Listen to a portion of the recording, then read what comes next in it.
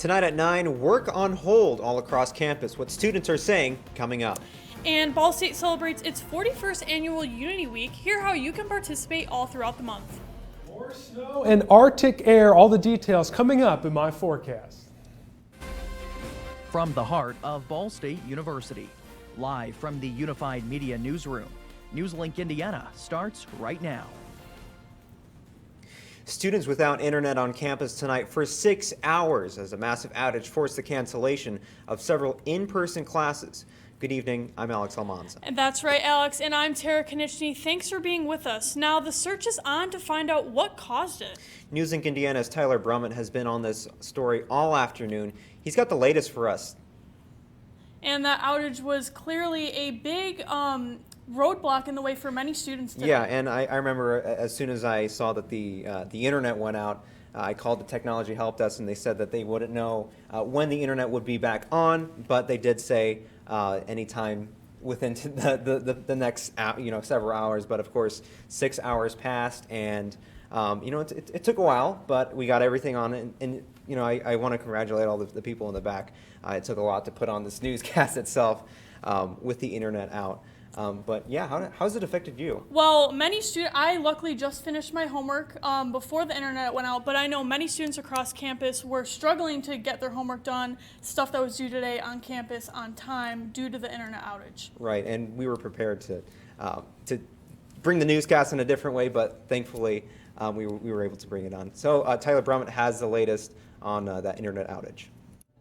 Well, guys, the good news is that the internet is up and running now. If you take a look right there, it appears My BSU is up and students are now able to access their homework assignments as well as email. This comes after a nearly 6-hour outage where students were not able to do any of that, and students started to realize that the internet was down just before 2. Moments later, in a tweet, the university confirming the outage, adding that university systems should be working even off campus. However, though, reports were surfacing on social media with people saying they couldn't log into their accounts. Here at NewsLink, we've been in contact all day long with university officials. They said that they would provide an update at 6 p.m. However, after not hearing back, I did reach out around 6:30 and I was told that there would be no update. The internet, though, returning just over an hour ago. Students I talked to during the blackout said they were frustrated. It's a pretty big bummer, man. We're all trying to do our work, pay a lot of money to go to this school, and no Wi-Fi on an online basis. It's pretty brutal. They're upset about it. We're upset about it. I can't just go after class and relax in my room after class. Now I have to go back and actually sit down in my room and try and concentrate on a class that I wasn't able to do in the classroom. Of course, as you might expect, this outage impacting several things on campus, including how we put together this newscast. You see right there our producer Lexi Esterly and assistant news director Anna Keister working hard to put the show together from an off-campus apartment. Our managing editor Brittany Dobbins also helping out remotely. It is not exactly clear right now what caused this outage. Of course, a lot of questions do remain, and so far the university has only communicated with students on social media. So of course, as we find out more, we will let you know. For now, in the newsroom, Tyler Brummett, NewsLink Indiana. Also on campus, the countdown to this year's SGA election cycle is almost over. Tomorrow, students will have their first opportunity to meet the slates in this year's cycle. In last year's election, Bold won and took over as the student government administration. This year, there will once again be 3 debates. NewsLink Indiana is your home for coverage of the student government election cycle. This year, we're the executive broadcast partner for all 3 debates. The first one is this Wednesday. It will be moderated by NewsLink Indiana's Tyler Brummett. Coverage begins at 6 on the NewsLink Indiana Facebook page. And some breaking news coming into our newsroom tonight.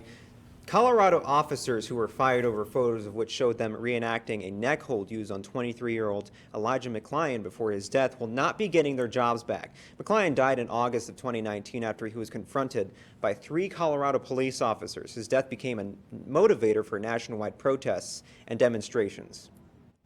More than 200 people have now been charged with federal crimes in connection to the riot at the Capitol last month. That milestone comes hours before that second impeachment is slated to begin. Trump's attorneys deny his instructions to the crowd to, quote, fight like hell because they were not meant to be taken literally. At least 2 people charged have said Trump is the reason for the violence. Investigators have used videos and photographs from the riot to identify participants. In many cases, tipsters have also helped them ID people who stormed the Capitol. 5 people died during the January 6th attack. The Senate declared Donald Trump's impeachment trial as constitutional in a vote tonight. 56 senators voted to continue with the trial despite calls from some Republicans to dismiss proceedings. The former president is facing a charge of incitement of insurrection. Trump is now the first president in history to face an impeachment trial in the Senate twice. Some Republican lawmakers felt that continuing with the trial would hinder the nation's response to the pandemic. How many people are going to get vaccinated because of this impeachment trial? None. While some Democratic lawmakers believe the trial is still worth pursuing.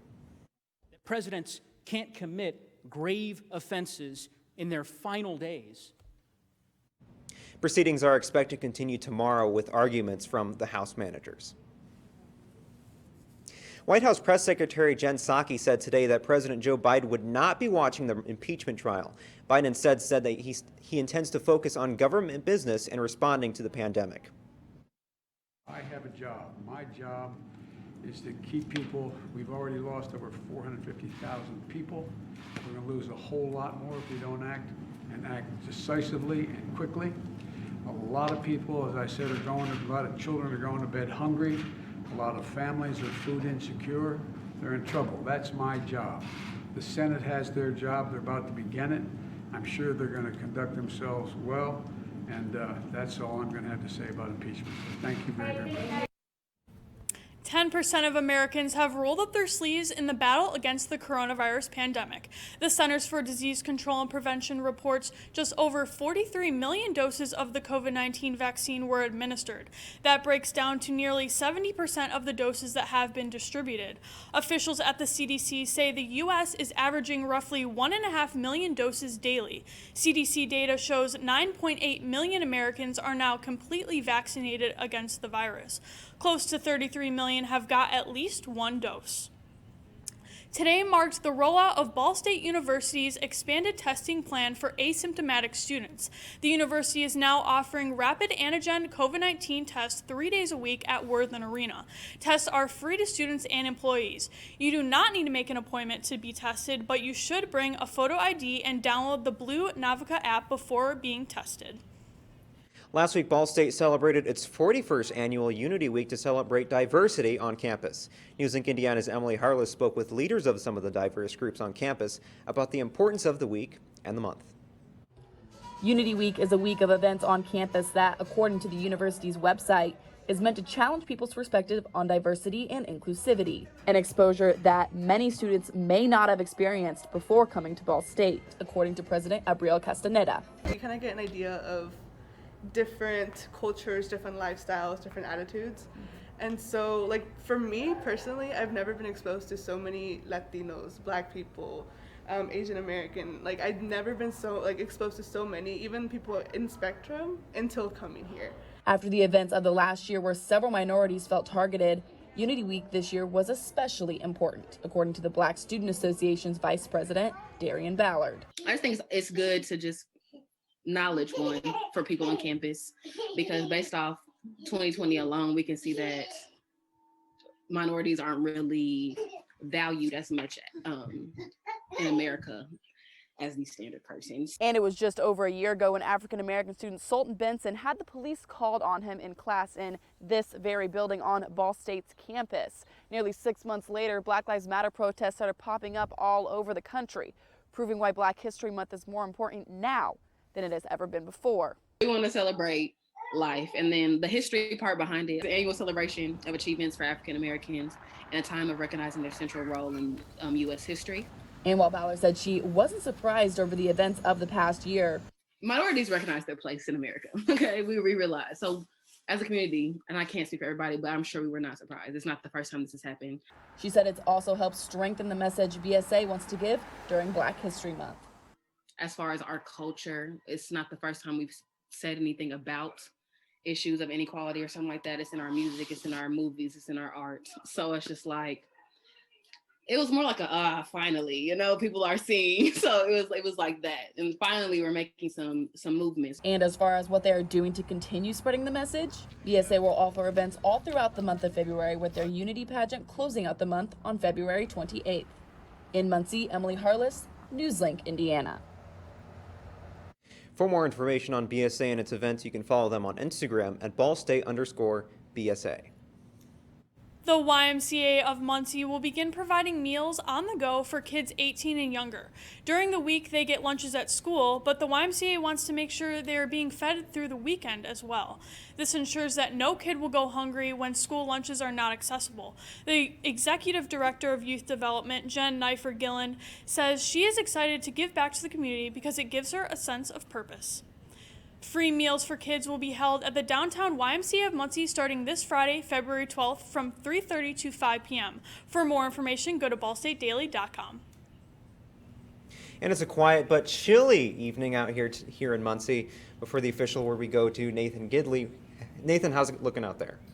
Well, I tell you what, when the came out and said there'd be 6 more weeks of one of the most accurate predictions here so far in weather history, I might have to say, because it's been seriously a very cold weather pattern here the past couple of days. We're still sitting at 15 degrees here in Muncie, 16 in South Bend, 7 degrees in Chicago, and only 4 degrees out there in Peoria. Now, as we look on radar here this evening, you are seeing those clouds starting to decrease, but these clouds are going to thicken right back up as we head into the day there tomorrow. As this active winter weather pattern continues, so we do track a chance for snow here for your Wednesday. Snow chances as well heading into this weekend, especially on Saturday end of the day on Valentine's Day, as well as some much more colder temperatures as that Arctic air continues to infiltrate into our area. Coming up in my full forecast, I'm going to break down the snow chance for tomorrow and have the details on all this cold weather. All the details coming up later on in the show. Back to you.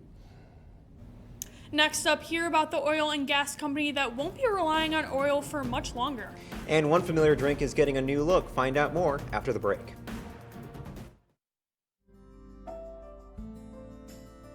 Riding the bus is an easy thing to do. Last year, we carried 60,000 riders from the Ball State area. 50,000 of those were students.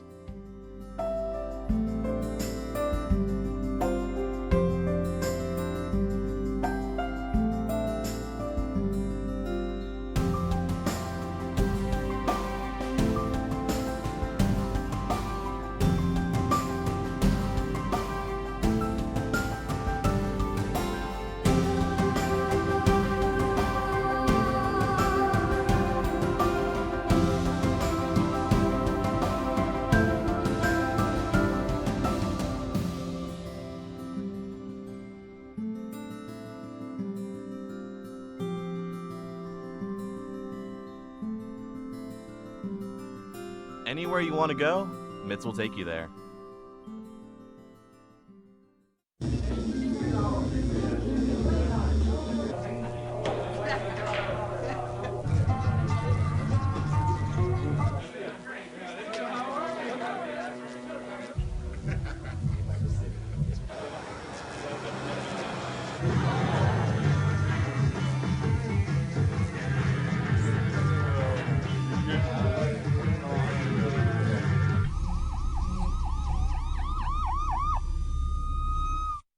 So, I just moved in with this family, and it's embarrassing.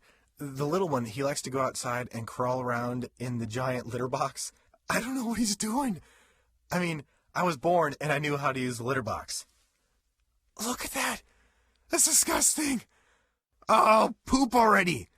You're making me nervous. Oh, okay, I can't look at this anymore. I really hope he grows out of this, for his sake. Climate change is forcing oil companies to rethink their once reliable business models. Chevron's name has become synonymous with oil and gas industry its 140-year history, but the company's CEO, Michael Wirth, told CNN Business Chevron may not be an oil-first company in 20 years. Its boss says oil and gas will still be a very big part in 2040, but he is planning to expand into cleaner resources like green hydrogen, renewable natural gas, and carbon capture and storage. And that's not the only thing changing. Prices at the pump are also going up. AAA says the average cost per gallon is now $2.46, which is 4 cents higher than last week and 16 cents from last month. A spokesperson from AAA says commuters should expect to see gas prices rise up to 10 cents per gallon. And for the first time in a decade, you'll also be able to get a Coca-Cola bottle in a new size. The company launched a new 13.2-ounce bottle. It is slightly larger than the aluminum can drinks and is made with 100% recycled plastic material. The company's most popular sodas like Coca-Cola, Diet Coke, and Coke Zero will also be available in these new bottles. The new 13.2-ounce recyclable bottle will hit shelves in some states this month. Not quite the weather to be opening up a Coke today. Nathan, what do you have for us? Inside here tonight, but it's going to be a very cold night ahead as these clouds continue to decrease. Snow chances return, though, by the time we get to tomorrow. Coming up after the break, I'm going to be bringing you down all the details coming up right after this.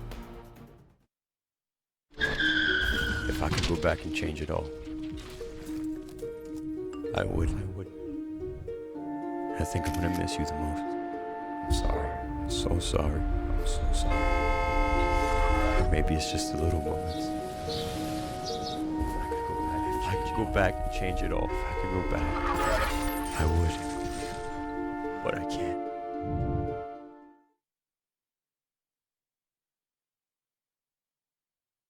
Today I'm going to talk to you about physics.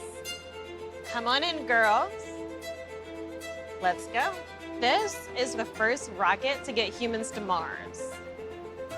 Really tall. I'm a rocket structural engineer, designing and building parts of the rocket. You are the generation that will be stepping foot on Mars. Do I have a group of astronauts on my hands? Yes. You can become a rocket scientist or whatever else you want to be. Hey, Bobo, do trees tell each other stories?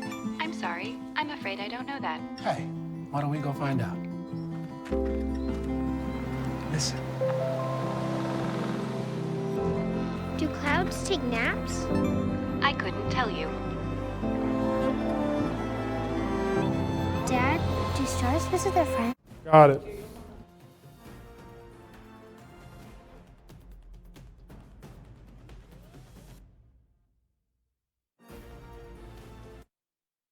Cold night out here ahead. We had cold temperatures well outside today. 24 degrees was the high temperature day, well below our average high of 36 degrees. So a very chilly day outside today, and those chilly temperatures continue at this hour. 15 degrees here in Muncie, 13 in Fort Wayne, and 20 in Indianapolis, 25 down in Bloomington. Radar continues to be quiet here throughout the rest of this evening. Seeing these clouds, though, starting to increase here off to the west. They're going to track into our area by the time we get to tomorrow. Now, notice how those clouds increase throughout the overnight hours. Here by 1 o'clock tomorrow, here comes that weather system working its way on in. It's going to bring some snow chances to the area. By the time we get to tomorrow evening here, look at some heavy snow possible at times. And the snow continues by the time we get to Thursday morning, though. That snow starts to get out of here. See those clouds start to decrease by the time we get the rest of the day on Thursday. How much snow we're expecting here? Around 1 to 3 inches here for the entire viewing area.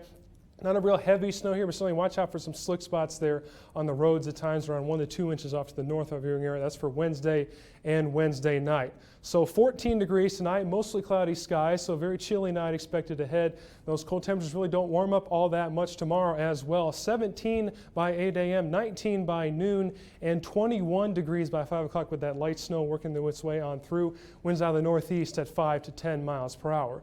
Now, by the time we get to this weekend, some more changes move into the forecast as we do see another weather system starts to work its way on through. Saturday at 4 o'clock, another weather system works its way in, could bring some heavy snow accumulations as well. This is one we're going to be tracking very closely. Could see some significant snow here once again. Then very cold temperatures rush in on the backside of this system. It's going to wrap up by the time we get to early Sunday morning here.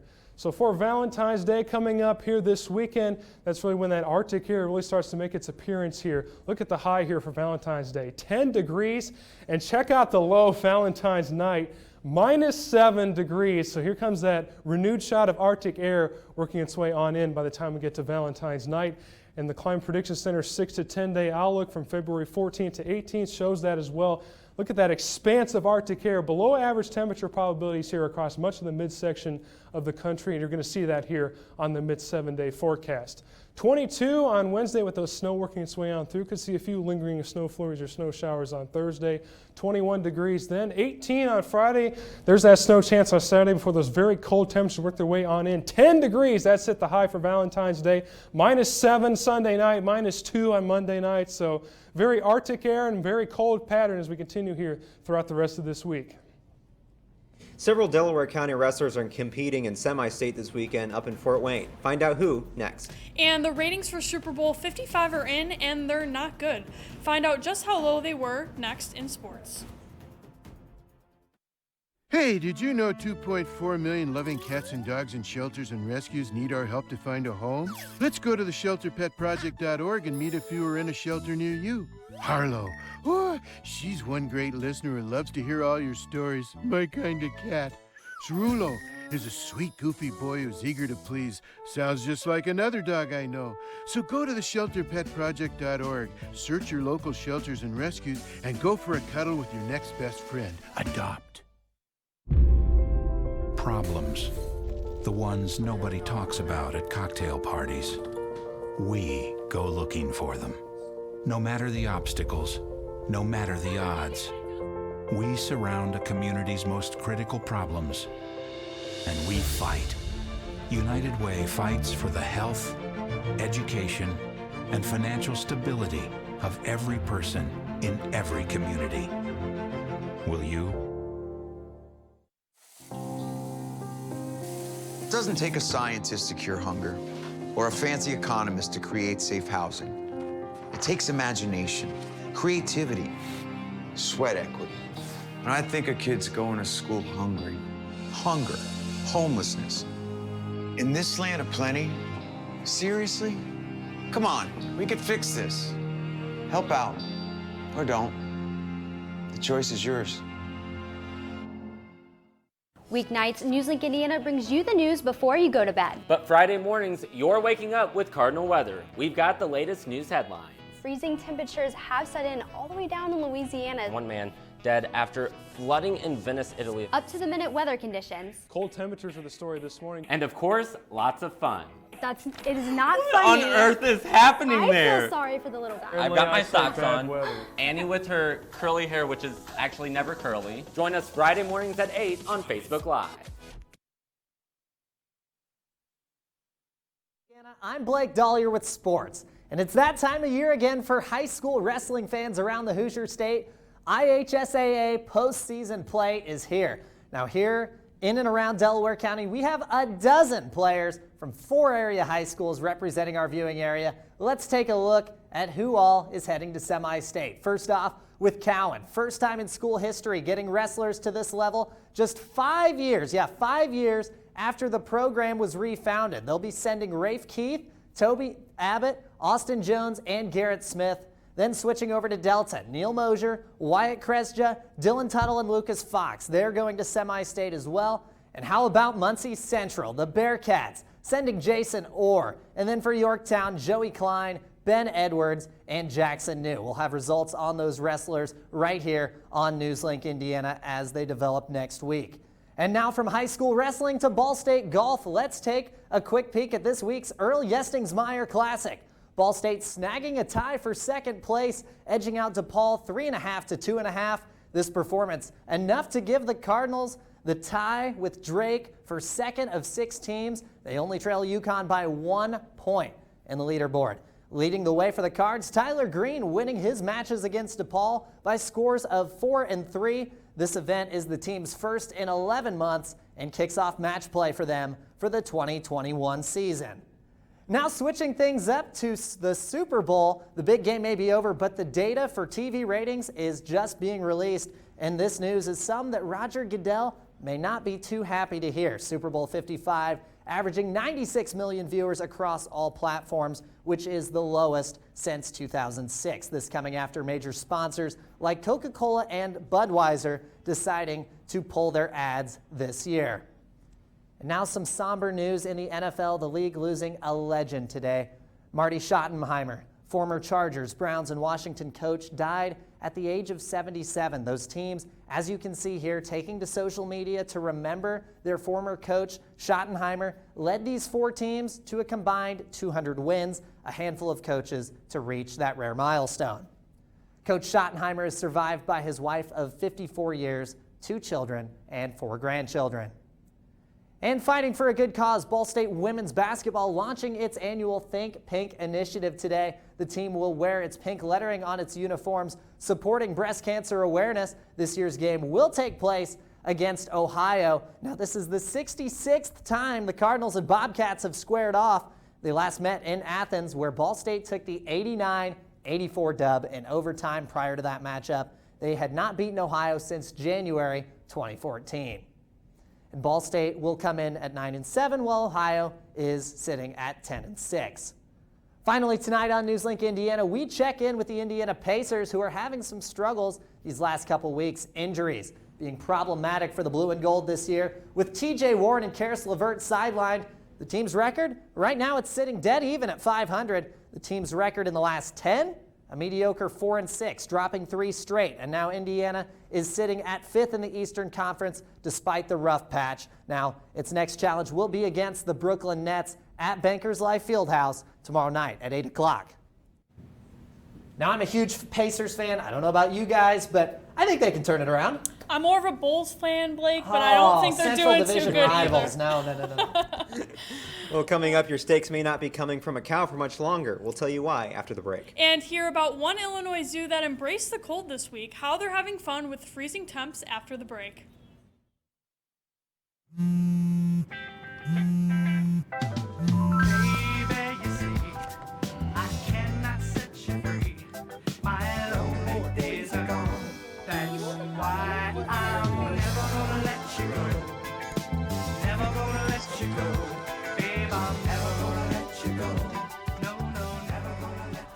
Here you go. Thank you. Thank you.